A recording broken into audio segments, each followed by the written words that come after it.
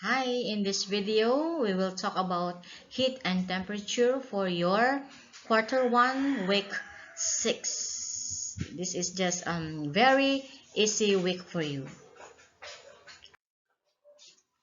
For you to remember, heat and temperature are related to each other but are different concepts. Heat is the total energy of molecular motion in a substance, while temperature is a measure of average energy of molecular motion in a substance. Temperature does not depend on the size or type of object. So don't be confused with their difference. Heat is the total energy, while temperature is the measure of the average energy, okay, in the molecular level. Okay, here is an illustration for the difference between heat and temperature. The definition, as what is said in your points to remember, a form of energy which flows from a hotter region to a cooler region. That is your heat energy. Don't forget that. So heat flows from hot to cold. Temperature is the degree of hotness and coldness of a body. So it is measured through an instrument like thermometer. So when you are asked how hot or how cold an object is, then you are asked of its temperature. And the energy that is in action is the heat energy. Their units. So heat is expressed in the unit joule or capital letter J. Temperature can be expressed in the units Kelvin or capital letter K and Celsius, degree Celsius. The property of heat, it flows from a hot area to a cold area. So it is the heat energy that is being transferred. So the heat energy will transfer from hot, of course, going to the cold object. By the way, heat energy is also known as heat in or energy in transit. In what objects do you usually read the word transit? It is in the public buses, diba? Or public transportation. So when we say transit, it means travel, it means transpo. So heat is always transferred from one object to another object. While in temperature, it increases when heated and it decreases when cold. So when they say the temperature is low, it is cold. If the temperature is high, it is hot. So when you are asked which has lower temperature, is it Baguio City or Pangasinan? Lower temperature meaning mas malamig. Pag mas mainit, you say it is high temperature. Those are the basic difference between heat and temperature, or differences between heat and temperature. Okay, to illustrate further, heat is flowing from high or hot to low temperature or cold. And the temperature, if it is high or mainit, the particles move fast.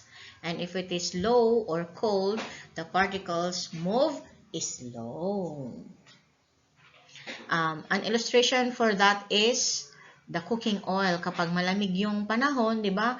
Anong nangyayari sa mantika? Namumuo or nagsosolidify because the particles move slow.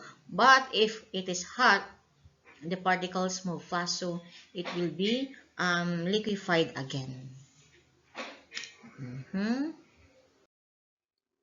So let's move on to your activity 1. The heat is on. The heat is on.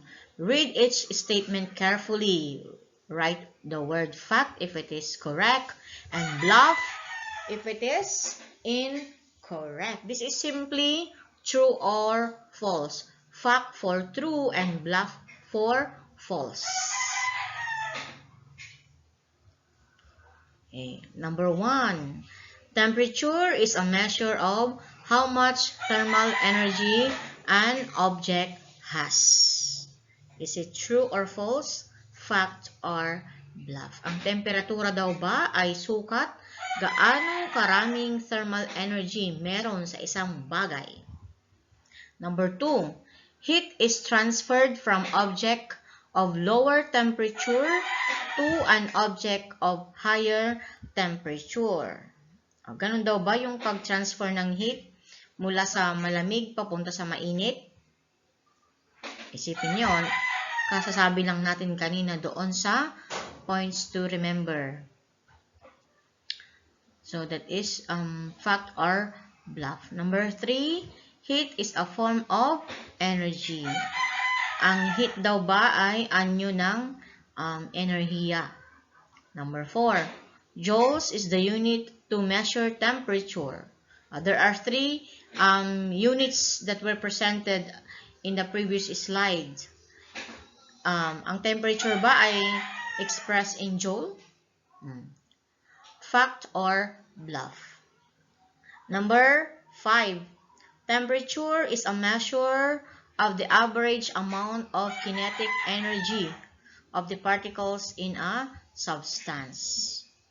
Ang temperature daw ba ay measure ng average amount of kinetic energy in the particles of a substance. Number 6, heat transfer occurs between objects with different temperature. Nangyayari daw ba yung pag-transfer ng heat sa pagitan ng mga bagay na magkaiba ang temperatura?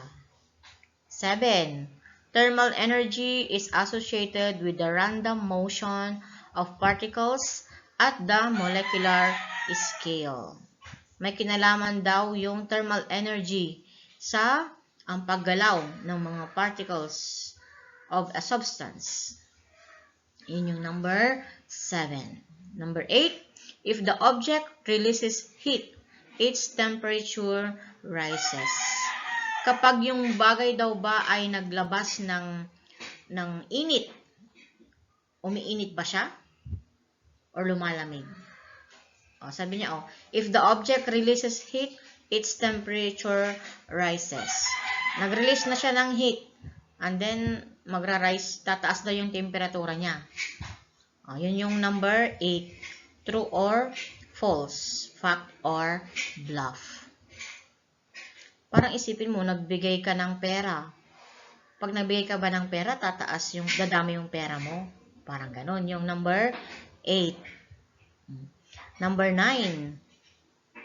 Hot objects always have more thermal energy than cold objects. Ang mga maiinit daw na bagay ay laging mas mataas ang thermal energy nila kesa sa mga malamig na bagay. You see, I'm translating the statements to Filipino for you to understand better. Number 10, the greater the increase in temperature of the water, the lower the amount of heat transferred to it. Kapag mas mataas daw yung naidagdag sa temperature ng water, mas mababa daw ang pwedeng mailipat sa kanya na heat energy. The greater the increase in temperature of the water, the lower the amount of heat transferred to it. Ganun ba yun? Fact or bluff? Malaki ang itinaas ng temperature niya, ibig sabihin, mas marami ring heat energy ang na-transfer sa kanya. Dapat. Dito naman baliktad sa number 10. Greater tapos lower. Isip-isip. Parang nasagot ko na Okay, activity number 2. Who can stand more heat? Alin daw ang mas tiis or nakaka-hold ng mas maraming init or heat energy. Analyze the graph below, then answer the questions that follow. So it's just a graph interpretation. Here is your graph showing the specific heat capacity of some materials. What is this specific heat capacity? This is the amount of energy needed to raise the temperature of 1 kilogram of a material by 1 degree Celsius. In Filipino, ito daw yung dami ng heat energy na kailangan mo para mapataas mo yung temperature ng isang bagay ng 1 degree Celsius. For example, 1 kilogram of gold has a temperature of 2 degrees Celsius. How much energy do you need for it to raise to 3 degrees Celsius? Mga ganon. The heat energy that you need for that is called the specific heat capacity. Yun yung kailangan mo para maitaas mo yung temperature niya ng 1 degree Celsius. Madagdagan ng 1 degree Celsius. What are the materials here in your graph? So from left to right, you have your gold, lead, silver, brass, copper, zinc, steel, granite, asbestos, brick, glass, paper, leather, oak wood, and water. Look at the blue bars. They indicate how much energy is their heat capacity. So this is arranged left to right. This is arranged from lowest to highest heat capacity. Obvious naman, di ba?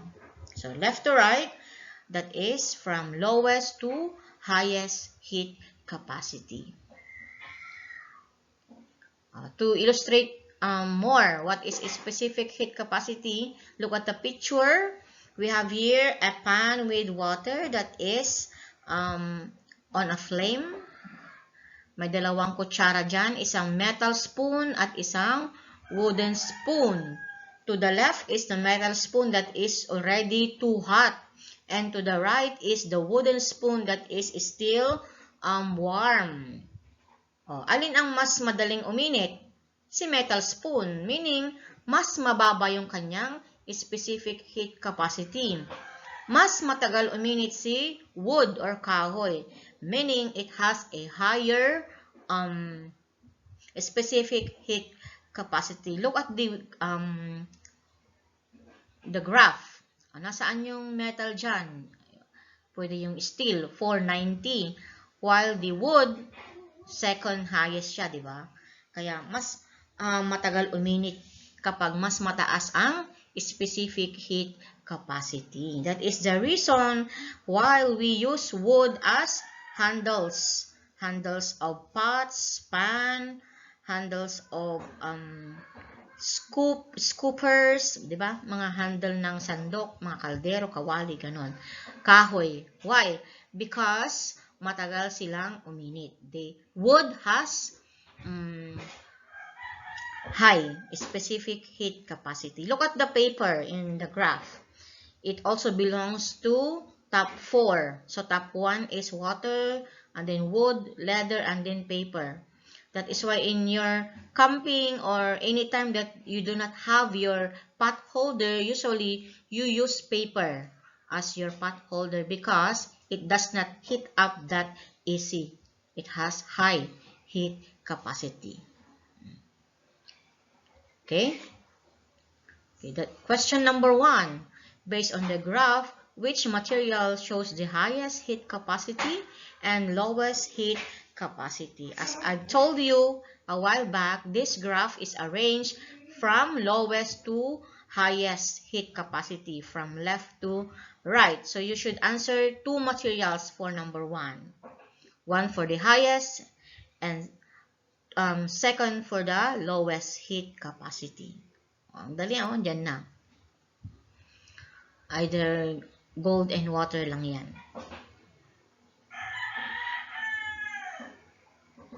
Number 2, compare the specific heat capacity of steel and paper. Compare mo daw. When we say compare, you will tell which has the higher and which has the lower heat capacity. And always answer in complete sentence. Use the word while. Okay? That is how you compare steel and paper. Tingnan mo lang sa graph paano mo sila ikukumpara. Number 3, compare the specific heat capacity of solid elements to water. Di ba nga top 1 si water, it has the highest heat capacity compared to the other elements. But in number 3, you will compare it to the solid elements. What are those elements in your graph? You have your gold, lead, silver, copper, zinc. Those are the elements included in your graph. So compare their specific heat capacity to the water. 4, what do you think is the reason why water has high specific heat capacity compared to other materials? So you dig deeper how to reason this out. It has something to do with the arrangement of molecules. You should remember all the time that solid, liquid, and gas have different arrangement of molecules, and water is liquid. How are its molecules being arranged? So it has something to do with its high specific heat capacity. Diba? We said in your grade 7 or early grade science that solids have compacted molecules. Liquids have a little bit separated molecules, and gases have molecules that are far away from each other. And it has something to do with that. Bakit mas matagal uminit ang tubig? Or high heat capacity.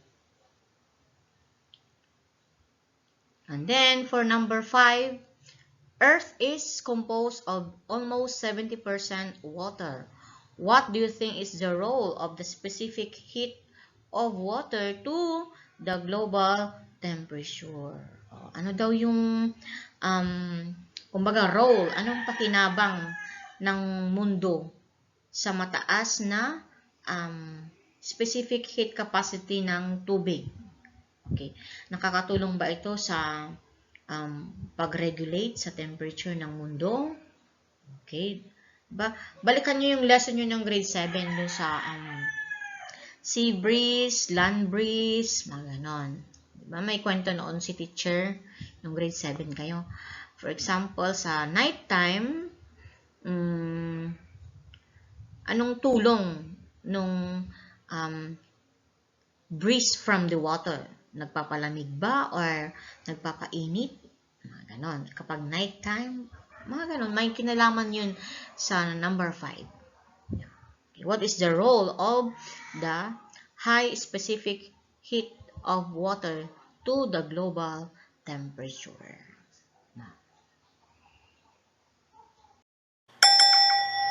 Okay, as usual, don't forget to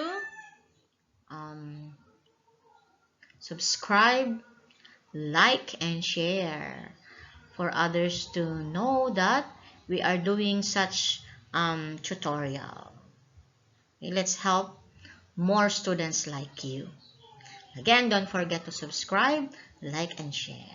Thank you. For activity number 3, your melting ice. Analyze the data in the table below and answer the following questions. So it's just a matter of interpreting a table or an information in a tabular form. Here is your table. Table 1 shows an example of temperature reading temperature reading, meaning you have your thermometer of an ice placed inside a container within 5 minutes. Observe the table and then answer the following questions. So, what is the situation in your activity number 3? Meron kang thermometer. Siyempre, may reading kasi eh. And then, yung ice daw na ilagay sa isang container. What is the usual container of ice? Usually, it's ice box, di ba? And then, you answer the questions. And then, you graph the data in the table. This is the first thing you should do for activity number 3. Do you know how to graph? You will just plot points showing the y-axis and the x-axis. Y-axis is yung patayo. X-axis is yung pahiga. Okay, naka-indicate naman na dito paano kayo mag-graph. So, for the y-axis, you will put your temperature in degrees Celsius. And for the x-axis, you will put the time in minutes. So, your math teacher or even your science teachers have taught you already how to graph, I believe. You should always remember your interval. So, for temperature, what are the numbers here? We have 27, 6, 3, 1, and then 0. 0 is always in the intersection, Diyan sa pinagsalubungan ni y at saka ni x-axis. So, bahala ka kung anong interval mo dito. Pwedeng by 5, by 10, ganon. So, you could show 0, 1, 3, 6, and 27. Dun sa time, dito sa x-axis, pwede na yan. 1, 2, 3, 4, 5. Okay? And then, you connect the dots. Questions. Number 1. What happened to the ice after few minutes based on the data in the table? What happened to the ice daw after a few minutes based on the data in the table? So, look at the table. The initial means 0 time. The temperature reading in the thermometer is 27 degrees Celsius. Siyempre, yun yung room temperature na naka-record sa thermometer. Then, after 1 minute, siyempre, nilagay na siya sa container na may ice. Nalamigan na siya. So, the reading is 6 degrees Celsius. And then, after 2 minutes, nag-stay pa yung thermometer doon sa container. Naging 3 degrees Celsius na yung reading. After 3 minutes, mas nalamigan pa, 1 degree Celsius na lang. And then, after 4-5 minutes, na-record na niya yung talagang temperature ng ice, which is 0 degree Celsius. So, what happened to the ice after a few minutes based on the data in the table? Look at the title, ha? Number 2. Did the ice releases heat or absorbs heat? Naglabas ba daw ng heat yung ice or nag-absorb pa siya ng heat? Support your answer by including the numbers in your table. Kapag nag-release ng heat, uminit. Kapag nag-absorb ng heat, ganun ba yun? Baliktad yung sinabi ko, Kapag nag-release ng heat, lumamig. Kapag nag-absorb ng heat, syempre, uminit. Ganun. Malamig yung ice and the flow is from hot to cold. Support your answer. Ulitin ko, baka nalito kayo. Kapag ang isang bagay ay nag-release ng heat, lalamig. Kapag ang isang bagay ay nag-absorb ng heat, iinit. And take note, the flow of heat transfer is from hot to cold. How would you describe the ice? Is it hot or cold? So, ano dapat ang sagot mo sa number 2? Ganon. Number 3. Describe your graph of the recorded temperature after 5 minutes. So, you will just tell if it increased or decreased. Ganyan. That is for your number 3. Number 4, based on your graph, which is your dependent variable? Which is your independent variable? So, we are now dealing here the two kinds of variables. Ano? May note naman dito. Note that the independent variable is plotted along the x-axis and the dependent variable is plotted along the y-axis. Ano yung y? Patayo. Ano yung x? Pahiga. O, nandiyan na sa graph ko. Easy. For number 4. And number 5, when the ice completely melted, how will you describe the temperature? Ano? Kapag tuloy na daw na natunaw yung ice, anong nangyari sa temperature niya? Did it decrease or did it increase? Okay. Lumamig ba siya or uminit? Kasi natunaw na siya. Okay. So, those are your activities number 1, 2, and 3. Wala naman masyadong mahirap. Okay. Until next time, happy learning from yours truly, Teacher Mylene. See you soon. Bye.